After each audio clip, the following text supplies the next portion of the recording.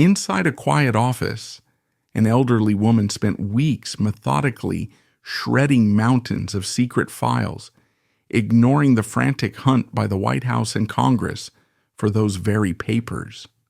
This wasn't just administrative work.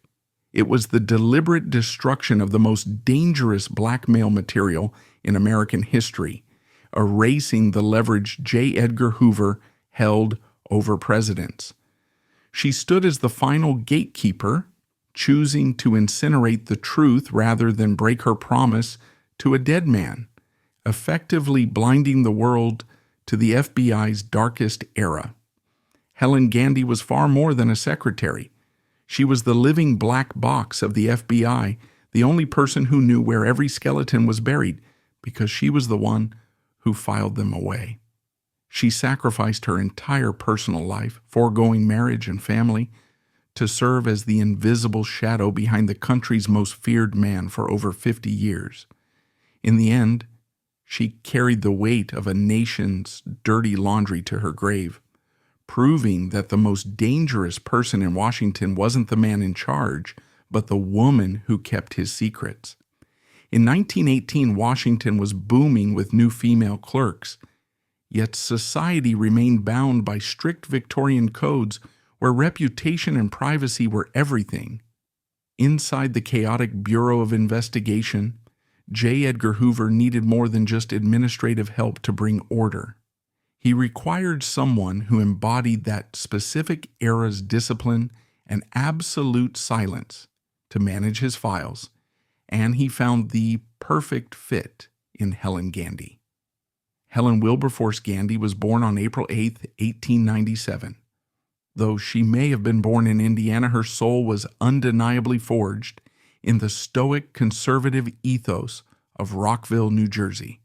She was one of 3 children born to Franklin and Annie Gandy. They were what people of the time called good stock. Her father worked in the glass industry, a trade of precision and fragility, and her mother Annie was a woman of impeccable standing. This was a family that valued order, propriety, and the quiet dignity of the middle class. In the Gandy household, emotions were not displayed. They were managed. Helen was not born a rebel. She was born a scholar of discipline. At Bridgeton High School, she didn't just attend, she dominated. She was the valedictorian of her class, possessing a mind that craved structure the way an artist craves color. While other girls her age were filling their hope chests and dreaming of marriage, Helen was dreaming of efficiency. She pursued higher education with a rigor that was uncommon for women of her time, attending the Strayer College of Business and later the George Washington University Law School. She mastered the art of stenography, a skill that requires the brain to act as a flawless conduit between speech and script. She could type at a speed that blurred the fingers, a virtuoso of the QWERTY keyboard. But beyond her skills, her personality was setting into concrete. She was described even then as prim, crisp, and impenetrable. She was a woman who spoke only when necessary and never said more than what was required. In a world that was about to become noisy and chaotic, Helen Gandy was a monument to silence. Before the war, Washington had been a sleepy, swampy southern town where government business moved at the pace of a horse-drawn carriage. Suddenly, it was the nerve center of a global superpower. The bureaucracy bloated overnight. To feed the machine, the government needed labor. For the first time in American history, an army of young women descended on the Capitol. They came by the thousands. Clerks, typists, stenographers, and human computers.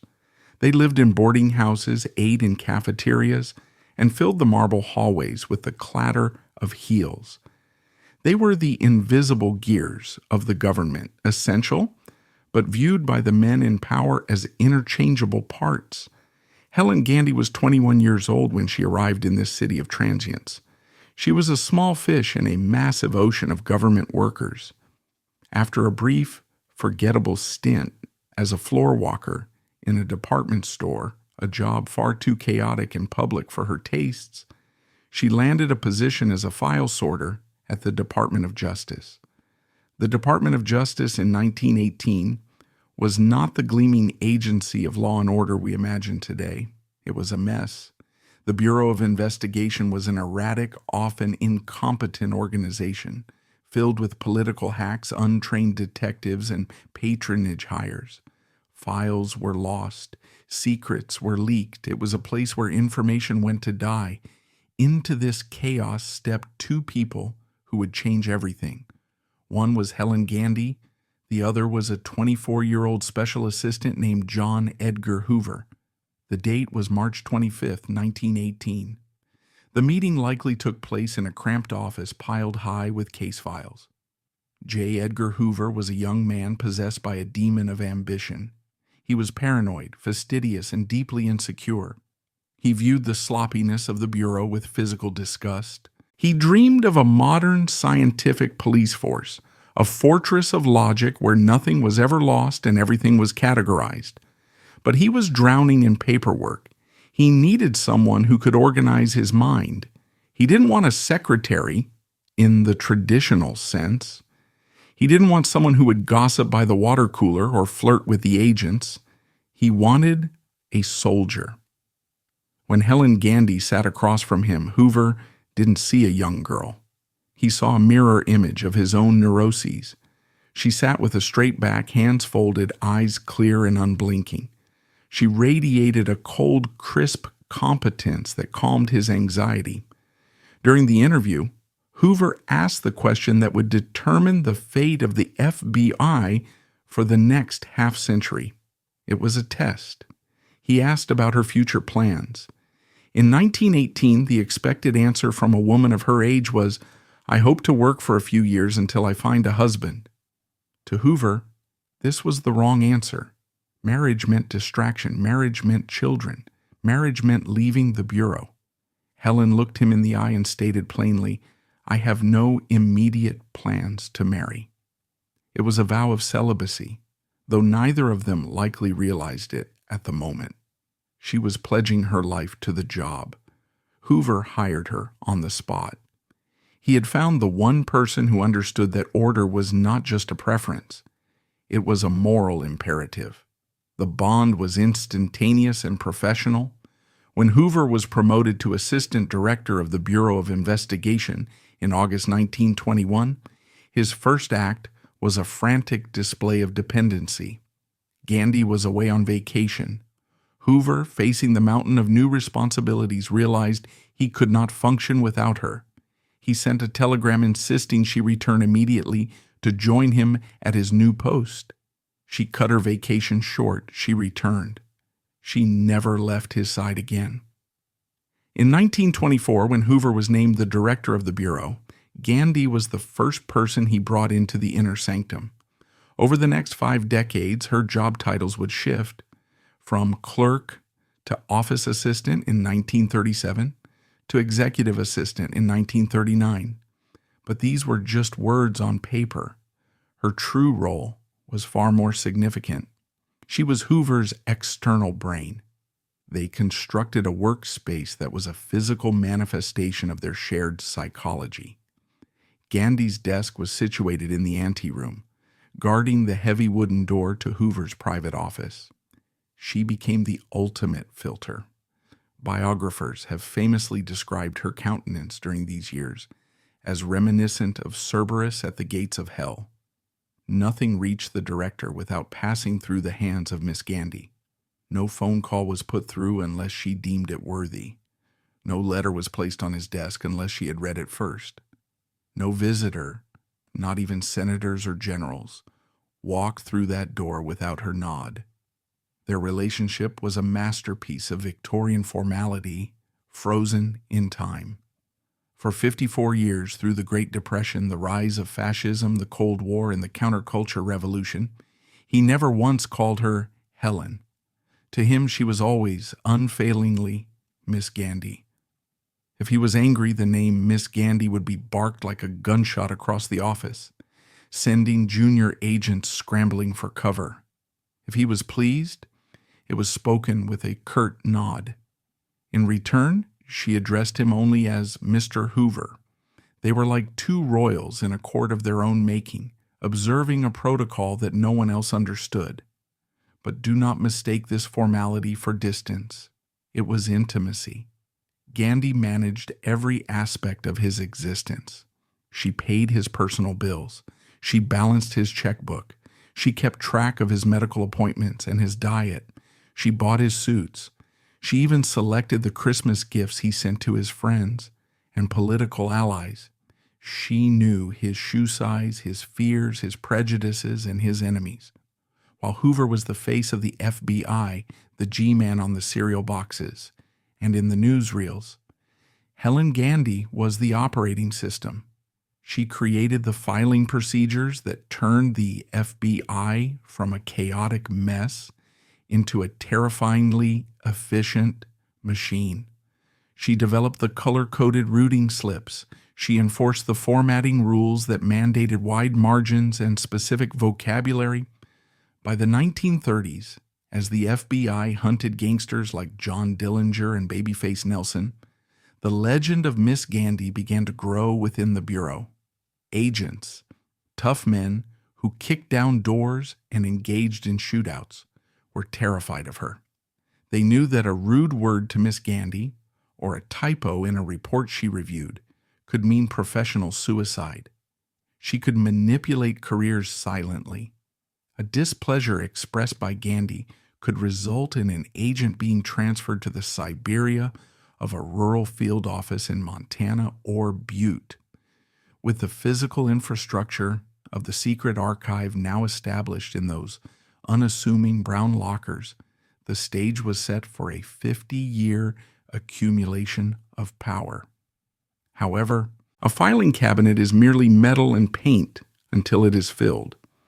As the chaos of the 1920s hardened into the cold realities of the mid-century, those lockers began to absorb the darkest secrets of the nation. Helen Gandy's role was about to evolve from mere organizer to the ultimate curator of American vice. To understand the danger she guarded, we must now look inside the files themselves and examine the machinery of the blackmail state. To the casual observer, the FBI filing system was a model of bureaucratic perfection.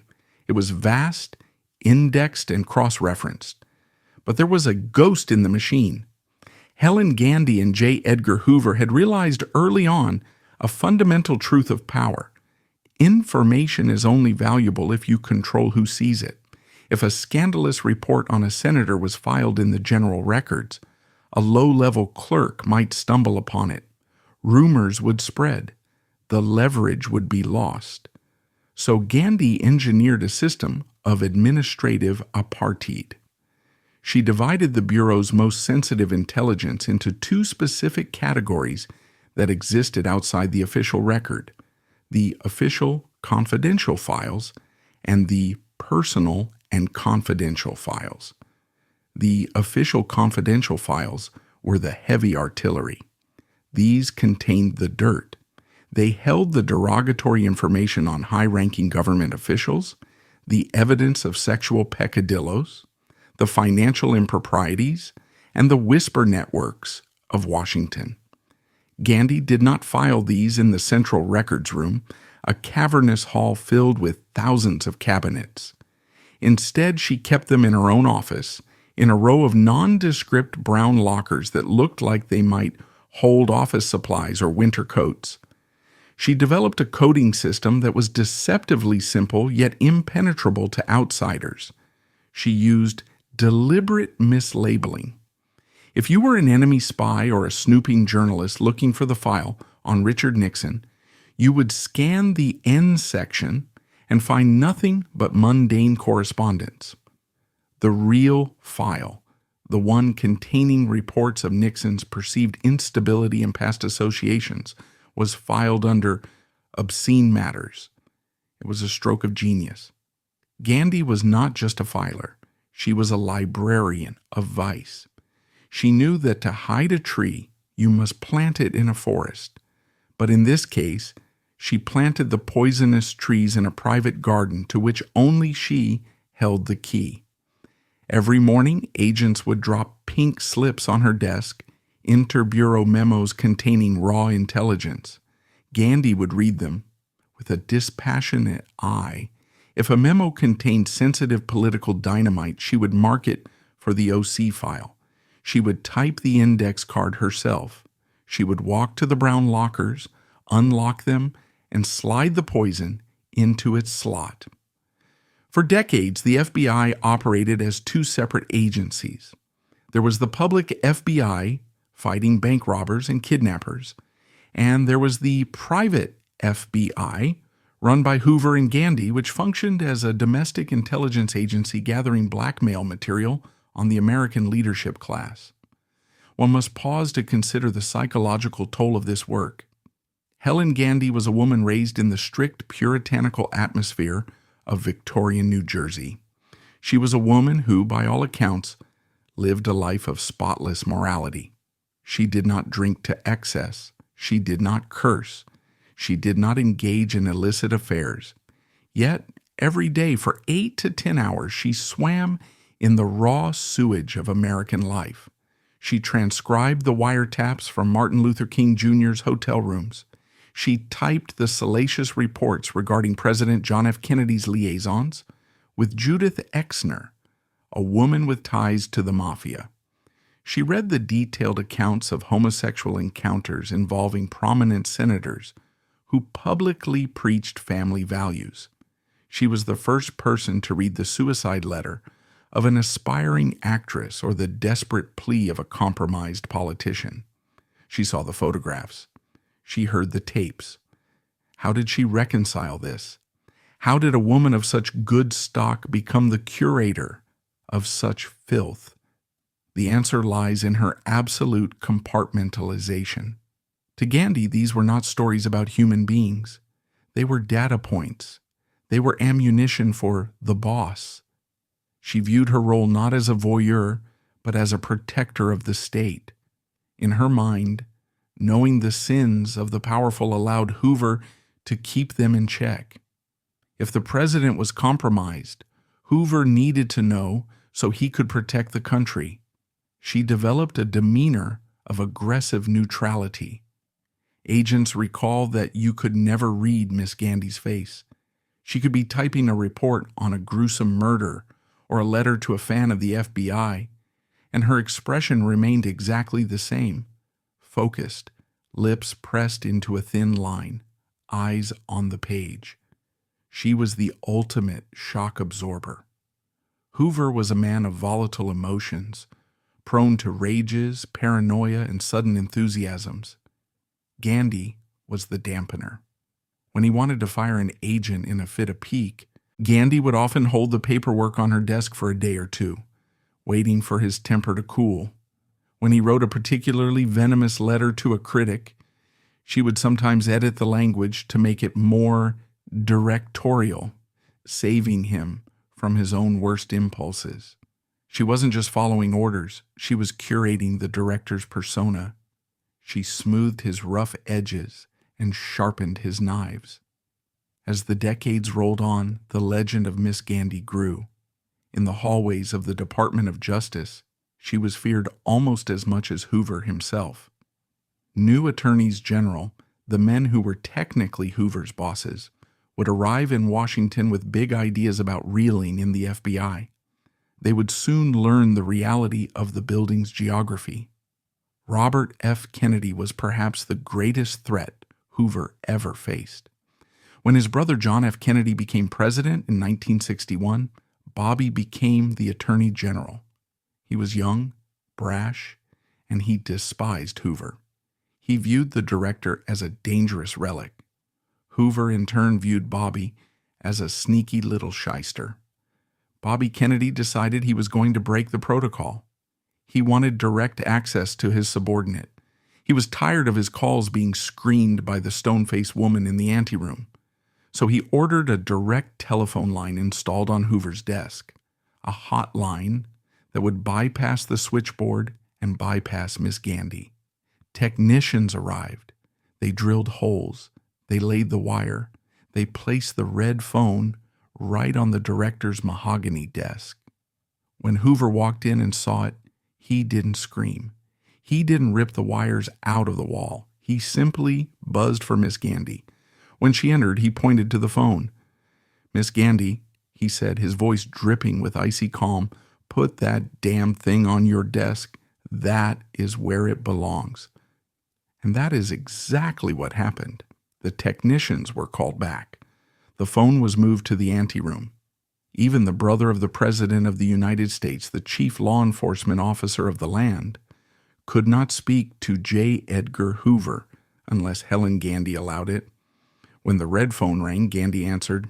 "Mr. Hoover is in a meeting," she would say, or "Mr. Hoover is not available." She was the Iron Curtain. This power extended to the pettiest of details. The atmosphere inside the FBI headquarters was one of terrified perfectionism, and Gandy was the enforcer of standards. There is a famous story that illustrates the absurdity of the fear she inspired. Hoover was a man of specific appetites, and he loved popovers, a type of light, hollow roll. He had eaten them at a specific restaurant and demanded the recipe. An agent was dispatched to the restaurant with orders to secure the recipe. The chef obliged. The agent typed it up and submitted it to the director's office. A few days later, a memo came down from on high. The popovers had been made in Hoover's kitchen, and they were a failure. They were flat. They were not fluffy. Hoover was furious, but it was Gandy who executed the punishment. She reviewed the agent's transcription of the recipe and found a minor error, a typo in the amount of flour or the oven temperature. In any other workplace, this would be a joke. In the FBI, it was a dereliction of duty. Gandy did not laugh. She did not cover for the agent. She processed the formal censure. The agent received a permanent mark on his personnel file for bureaucratic inaccuracy regarding the popover matter. It sounds funny today, but to the men with families to support, it was terrifying. It sent a clear message. If you cannot be trusted with a biscuit, you cannot be trusted with a gun. Gandy enforced this binary worldview. There were no small mistakes. There was only perfection or failure. Who was she when the office lights were turned off?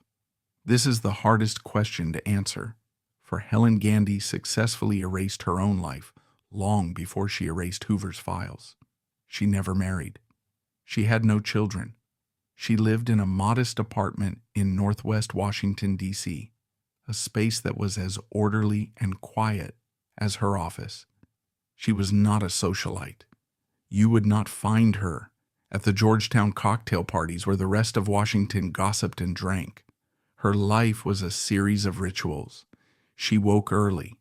She dressed in the sensible, expensive clothes she bought at Garfinkel's department store. She went to the office.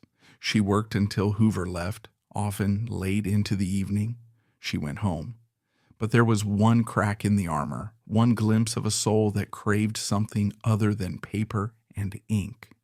Helen Gandy was an obsessive trout fisher. It is a telling hobby. Trout fishing is not a communal sport. It does not require teams or talking.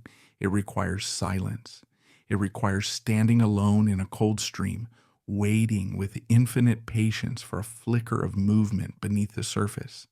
It requires precision, the perfect cast, the perfect lure. On weekends, she would drive out to the quiet streams of Virginia or Maryland. There, the woman who held the secrets of the nuclear age would stand in waders, completely alone, battling fish. Colleagues noted that she was damned good at it. She approached fishing with the same grim competence she applied to the filing system. She didn't fish to relax, she fished to conquer the stream. Yet, there is a profound sadness in the imagery. Here was a brilliant woman possessing an intellect that could have made her a CEO or a senator in a different era, but she belonged to a generation that told women their highest calling was to serve a man. She sublimated her entire ego into Hoover's. She became a work wife in the most literal and consuming sense. She knew his medical history better than his doctor. She knew his finances better than his accountant.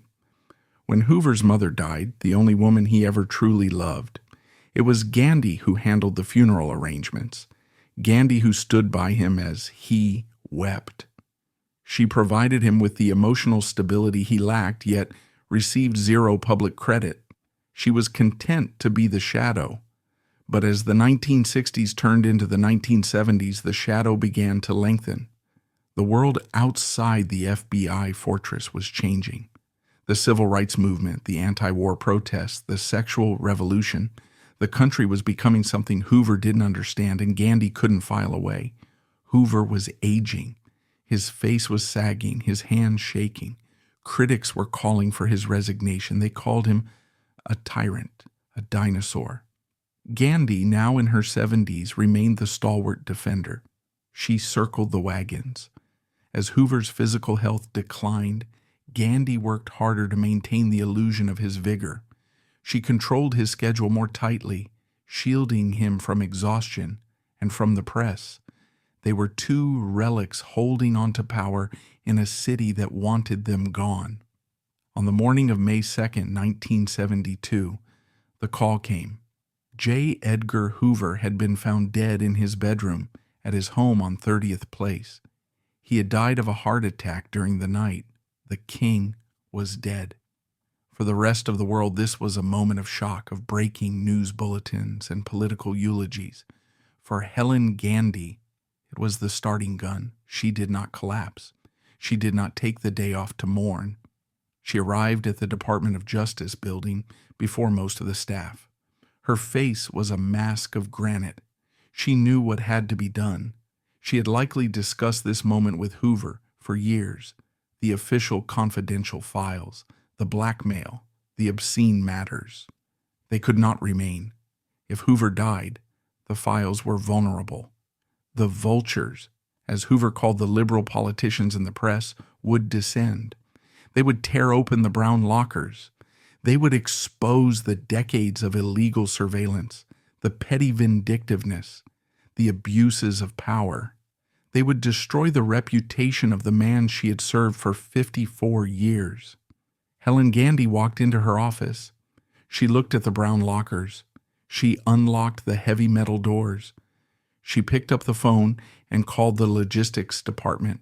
She needed boxes, lots of boxes. The funeral was being planned. The body was being prepared for the rotunda. But in the executive assistant's office, the real work was beginning. Operation Destruction was a go. The shredders were plugged in. The D list was activated. And Helen Gandy prepared to commit the greatest act of bureaucratic arson in American history.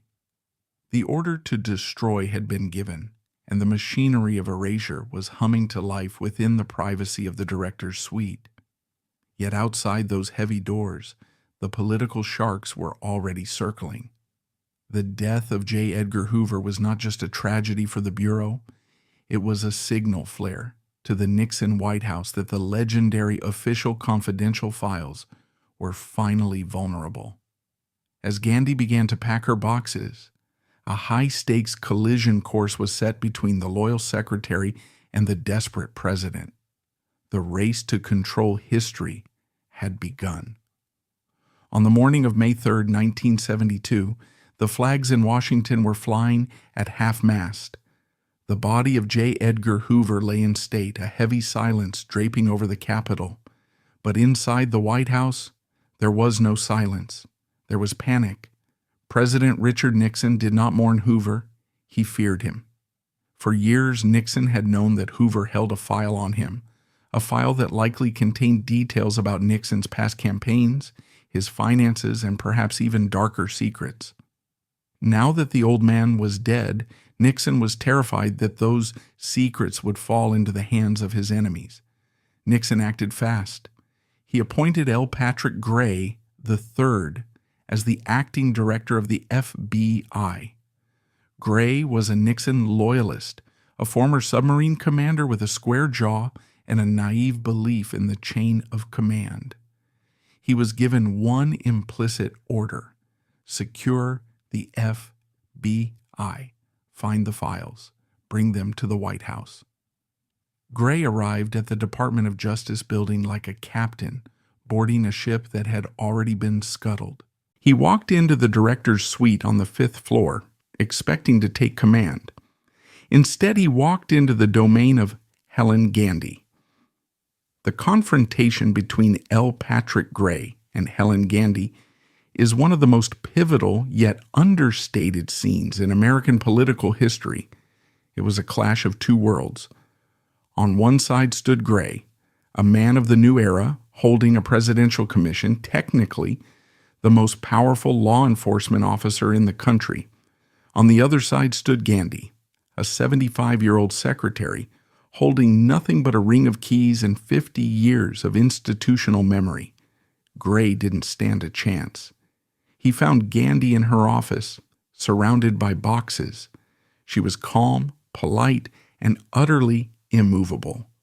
Gray, trying to be respectful of the grieving staff, approached her gently. He asked about the files.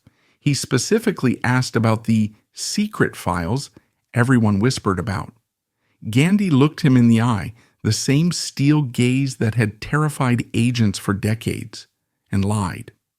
Or rather, she performed a masterful sleight of hand. "Mr. Gray," she said, her voice steady, "there are no secret files. The director kept only personal correspondence, letters from friends, financial records, nothing of official business." It was an audacious claim. The idea that J. Edgar Hoover, the most paranoid data hoarder in history, had no secret files was laughable, but Gandy sold it with the conviction of a nun. She played the role of the protective elderly grandmother tidying up after her deceased employer. She exploited Gray's own decency. He didn't want to bully an old woman in her time of grief. He believed her. To understand how Gandy pulled off this heist, we have to look at the floor plan. Hoover's suite was a complex of rooms. There was the formal office where he met visitors.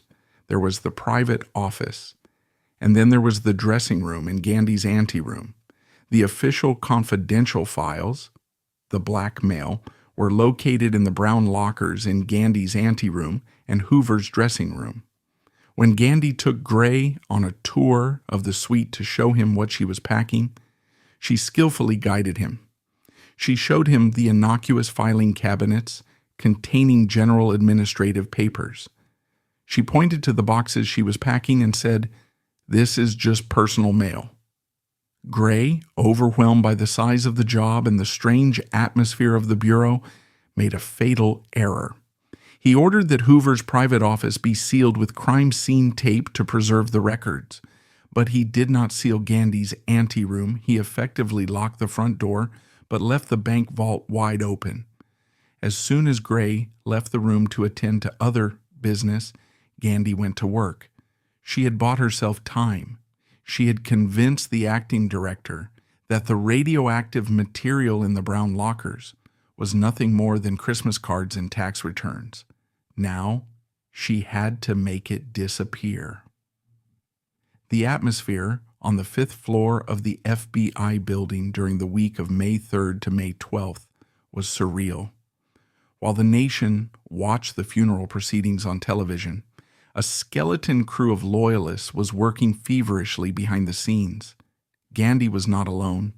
She enlisted the help of John P. Moore, the assistant to the director in charge of administration. Moore was a Hoover hardliner, a man who viewed the new FBI and the Nixon White House with equal disdain. He knew where the bodies were buried because he had often helped dig the holes. Together they turned the executive suite into a fortress.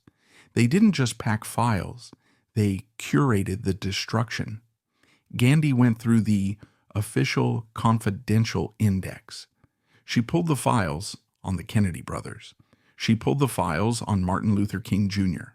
She pulled the sex deviant files.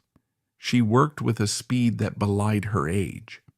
Witnesses later reported seeing Gandy and her assistants moving heavy transfer cases, cardboard boxes used for long-term storage, out of the building.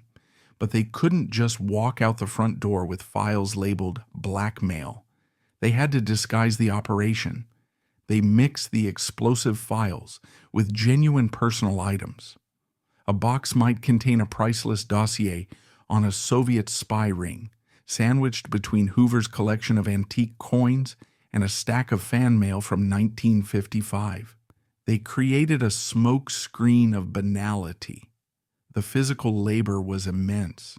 We are talking about paper, heavy, dense paper. Gandy packed at least 32 filing cabinets worth of material into 35 massive transfer cases. This wasn't a briefcase full of papers. This was a library. They used a freight elevator in the rear of the building. Under the cover of darkness or during the chaos of the funeral preparations, the boxes were wheeled out to a government truck. The destination was not the National Archives. It was not the incinerator. Not yet. The destination was 4936 30th Place, Forest Hills, Hoover's private residence. Imagine the scene at Hoover's house. It is a quiet, leafy street. The house is a brick colonial, modest by the standards of power but imposing in its silence. The truck arrives. The boxes are unloaded. They are carried down the stairs into the basement. This basement became the crematorium of the American century. For 2 months, from mid-May until mid-July 1972, Helen Gandy reported to work at this basement. She didn't go to the FBI headquarters anymore. Her office had moved. The conditions were stifling. It was a humid Washington summer. The basement was dimly lit. Gandy sat at a small card table, surrounded by walls of cardboard boxes. She went through every single piece of paper. She had to be sure. She couldn't risk shredding a document that might be needed for the estate's tax purposes, but more importantly, she couldn't risk not shredding a document that could destroy Hoover's legacy. She read, she sorted, she shredded. The shredder they used was likely a commercial-grade model, but even it struggled with the volume. The noise would have been a constant grinding drone. When the shredder jammed or the volume became too great, they tore the pages by hand. When the piles of shredded paper became too high to manage, they packed the confetti back into boxes. These boxes of shredded secrets were then loaded back onto trucks and taken to the FBI's recreation center at Quantico or other government facilities to be burned in heavy-duty incinerators. Gandy was meticulous. She didn't just throw the paper away, she ensured it was reduced to ash. She was erasing the evidence of the blackmail state. The wiretaps on the civil rights leaders, gone. The recordings of politicians in compromised positions, ash. The proof that Hoover had manipulated elections, intimidated witnesses, and violated the Constitution for 40 years, smoke rising from a chimney in Virginia.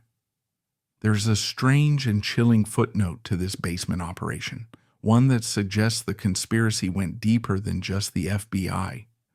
Witnesses and historians have noted the presence of another figure during these weeks, James Jesus Angleton. Angleton was the legendary paranoid chief of counterintelligence for the CIA. He was the ghost of the CIA, a man who saw Soviet plots in his own breakfast cereal. He and Hoover had a complicated relationship, but they shared a mutual respect for the deep state. Why was the CIA's spy chief helping to move boxes at the home of the deceased FBI director?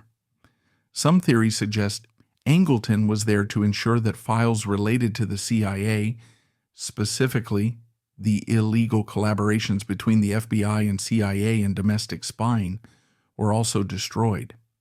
He wasn't just helping a friend, he was sanitizing his own agency's involvement. The image of Helen Gandy and James Jesus Angleton, the two keepers of America's darkest secrets, working together in a dusty basement to burn history, is a tableau that defines the era. It was the ultimate consolidation of power, the final act of the old guard, protecting itself from the scrutiny of a changing world.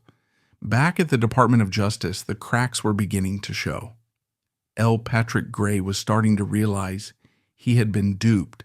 He asked for the files again. He sent aides to check the lockers. They found them empty. "Where are the files, Miss Gandy?" they asked when she briefly returned to the office.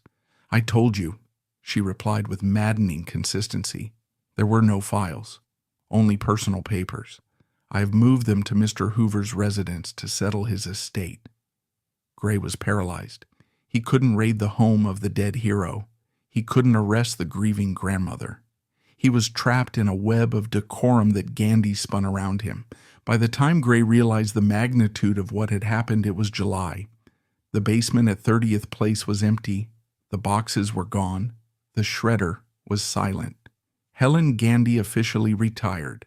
She handed in her badge. She walked out of the life of the government and into the quiet obscurity of retirement. She had completed her mission. She had saved the boss. For 3 years, the secret of the basement remained buried, much like the ashes of the documents themselves. Gandy had slipped away into what she thought was a permanent silence. But in Washington, silence is rarely everlasting. As the Watergate scandal tore the veil off the intelligence community, a new angry Congress rose to power, demanding answers about the deep state. The retirement Helen Gandy had carefully constructed was about to be shattered by a subpoena, forcing the ghost of the Hoover era to materialize for one last battle. By 1975, the America that J. Edgar Hoover and Helen Gandy had built was collapsing. The Watergate scandal had acted as a wrecking ball to the prestige of the American government. President Nixon had resigned in disgrace. The public's trust was shattered. For the first time in decades, the curtain was being pulled back on the deep state, the intelligence agencies that had operated in the shadows with impunity. A new breed of politicians had taken over Washington. These were the Watergate babies, young liberal reformers, elected in the landslide of 1974. They were angry, they were skeptical, and they were hunting for the truth. They formed committees with names that sounded like indictments. The Church Committee in the Senate, the Pike Committee in the House. Their mandate was to investigate the illegal activities of the CIA and the FBI. They wanted to know about the assassinations, the toppling of foreign governments, and the illegal wiretapping of American citizens. Inevitably, their eyes turned to the FBI's filing system. Investigators began to interview agents. They began to dig into the archives, and they noticed a gaping hole. They found references to official confidential files. They found memos alluding to a secret archive kept in the director's office. But when they went to look for these files, they found nothing but empty cabinets and dust. The question echoed through the halls of Congress. Where is the dirt? All fingers pointed to one person. The woman who had retired 3 years earlier. The woman fishing quietly in Florida. On October 2nd, 1975, a subpoena was issued. Helen Gandy, now 78 years old, was summoned to appear before the House Subcommittee on Government Information and Individual Rights. The ghost was being called to the stand. The scene inside the Rayburn House office building on the day of Gandy's testimony was a study in contrast. The room was packed with reporters, cameras, and bright television lights. The air was thick with the anticipation of a takedown. The committee members, led by Representative Richardson Pryor and the aggressive young Congresswoman Bella Abzug, were ready for a fight. They expected a villain. What they got was a grandmother. Helen Gandy walked into the hearing room looking like a relic from a bygone era. She wore a modest patterned dress with a high collar. Her hair was still in that severe bun, though now it was snow white. She wore thick glasses and carried a handbag that looked like it contained hard candies and tissues, not the secrets of the Cold War. She sat at the witness table, her hands folded primly in her lap. She looked frail. She looked harmless. But the moment she began to speak, The committee realized they had made a grave miscalculation. This was not a confused elderly woman. This was the steel trap that had snapped shut on the secrets of the 20th century. Her mind was as sharp as a razor, and her loyalty to J. Edgar Hoover was still the defining religion of her life. The interrogation began. The congressman wanted to establish one fact. Did Helen Gandy destroy official government records? If she admitted to destroying official records, she could be prosecuted. It was a felony to destroy government property. But Gandy had prepared her defense with the logic of a lawyer. She didn't deny the shredding. She admitted it openly. Yes, she told them she had spent weeks in the basement. Yes, she had shredded thousands of documents. But, she insisted, her voice wavering only with age, not hesitation, they were personal papers. The hearing turned into a maddening game of semantics. Representative Andrew McGuire, a Democrat from New Jersey who was particularly incensed by the loss of history, pressed her hard. "Miss Gandy," he asked, leaning into his microphone, "how do you define personal?" Gandy looked at him over her spectacles. "Letters from his friends," she said, in Christmas cards, correspondence regarding his dogs, financial records. McGuire was incredulous. "You spent 2 months shredding Christmas cards? You moved 32 cabinets of material and it was all dog letters?" "Mr. Hoover had many friends," she replied dryly. The committee tried to trap her. They produced affidavits from FBI agents who swore they had seen official-looking files with the official/confidential markings being moved to the basement. Gandy didn't blink. She employed a strategy of aggressive ignorance. She claimed that the official confidential marking was just a routing instruction, not a classification of the document's content. She argued that if a document was in Hoover's personal office, it was, by definition, personal. "I had no right to keep them," she said, flipping the moral script. "They were his property. It would have been a violation of his privacy to leave them." She was framing the destruction of evidence as an act of moral rectitude. She wasn't an arsonist. She was a loyal executor of a will. The tension in the room spiked when the committee brought up specific, known files. They knew, for example, that Hoover had kept a blackmail file on Martin Luther King Jr. They knew he had files on the Kennedy family. "Did you destroy the file on Martin Luther King?" a congressman asked. Gandy paused. This was the danger zone. Perjury was a real threat. "I destroyed the director's personal correspondence," she repeated like a mantra. "If there were letters in there regarding Mr. King that were personal in nature, they were destroyed."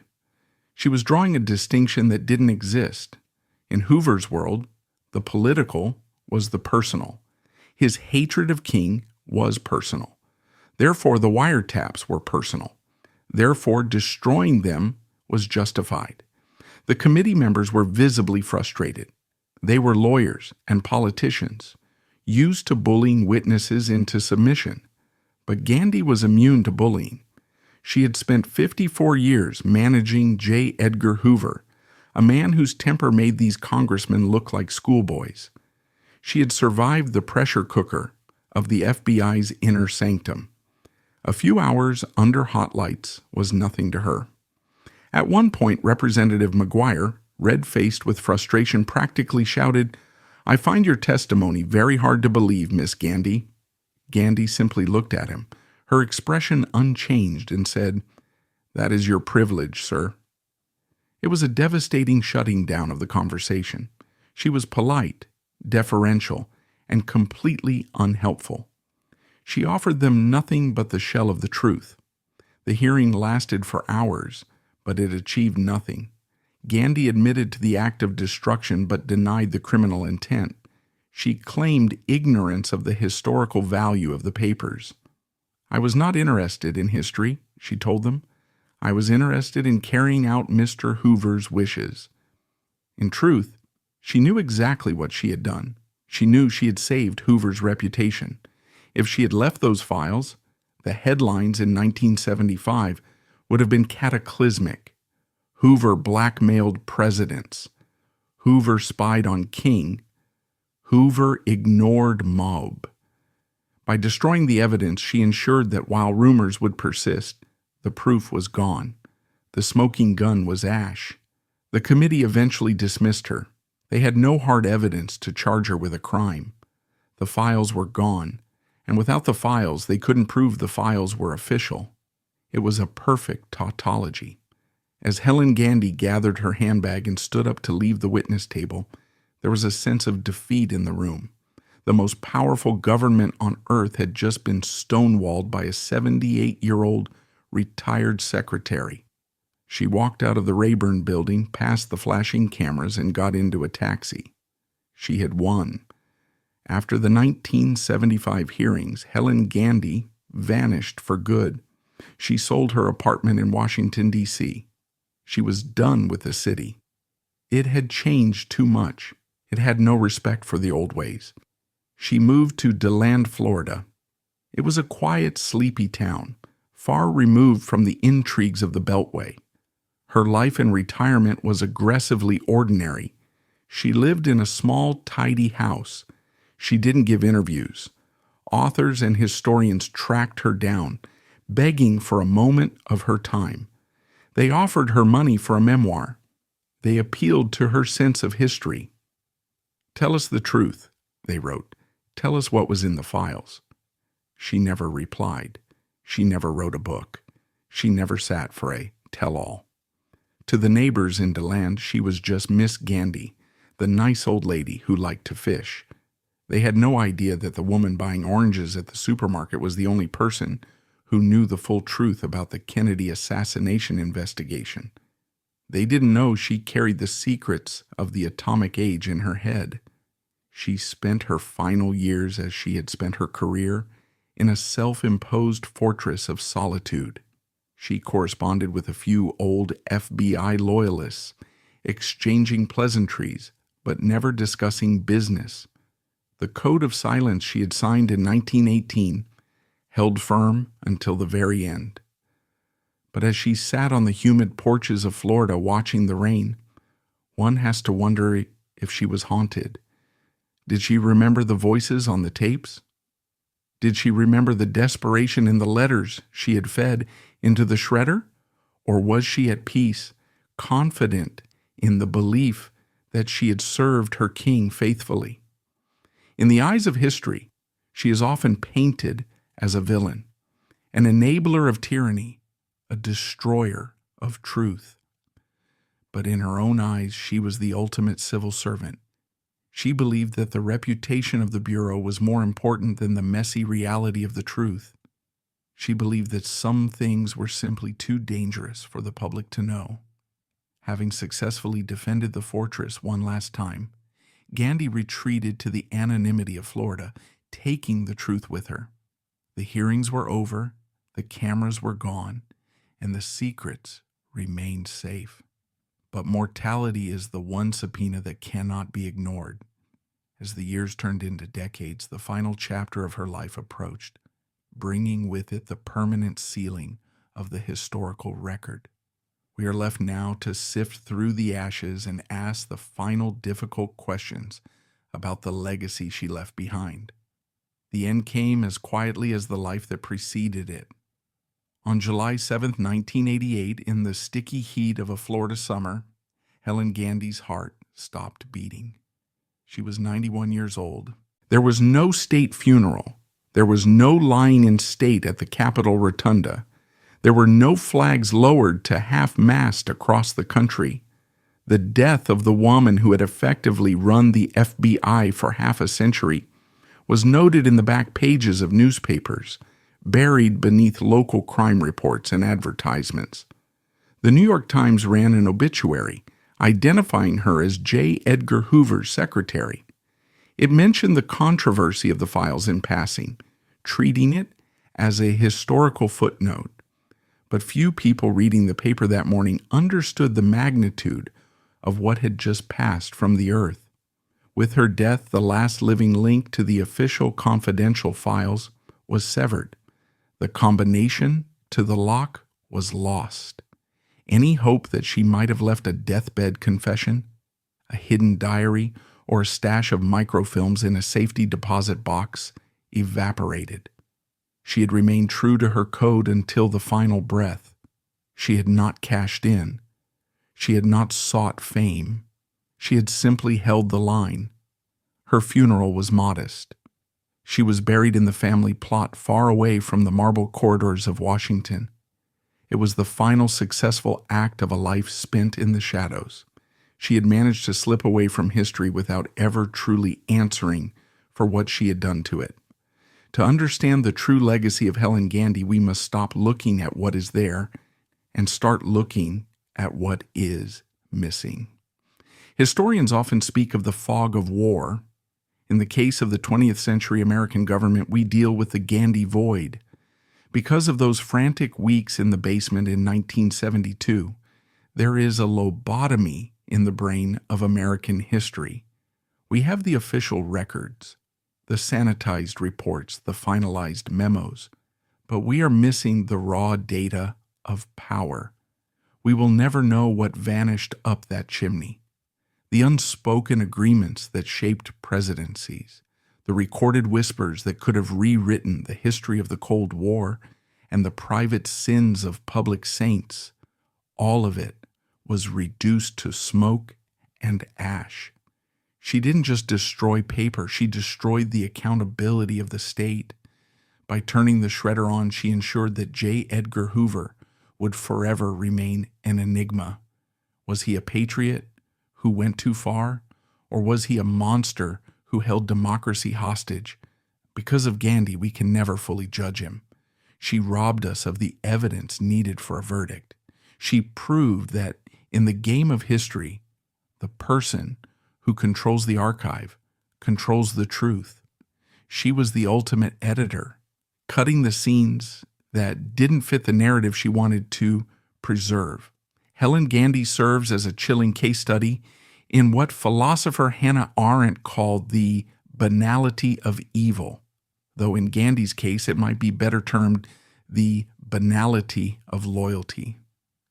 When we think of government corruption, we imagine men in smoke-filled rooms plotting coups. We imagine bribery and violence. We rarely imagine a grandmotherly woman in a floral dress meticulously organizing a filing cabinet. Gandy was not malicious in the traditional sense. She didn't torture suspects. She didn't pull the trigger. She didn't plant the bugs. She simply filed the reports. She represents the terrifying efficiency of the bureaucracy. She is the reminder that no tyrant can rule alone. A dictator needs a secretary. A demagogue needs someone to keep the schedule. The machinery of oppression requires maintenance. Gandy's crime, if we choose to call it that, was the suspension of moral judgment in favor of professional duty. She decided early in 1918 that her conscience belonged to J. Edgar Hoover. Once that transaction was made, every action she took was correct, as long as it served him. She viewed the destruction of the files not as a cover-up, but as a final act of secretarial efficiency. She was tidying up. She was protecting the boss's privacy. The fact that privacy involved the blackmail of presidents was irrelevant to her. It was a category error she refused to acknowledge. She forces us to ask an uncomfortable question about ourselves. At what point does just doing my job become a moral failing? At what point does loyalty to a person become treason to the truth? If you walk through the J. Edgar Hoover building in Washington, D.C. today, you will see a fortress of concrete. It is ugly, imposing, and impenetrable. It is a fitting monument to the man.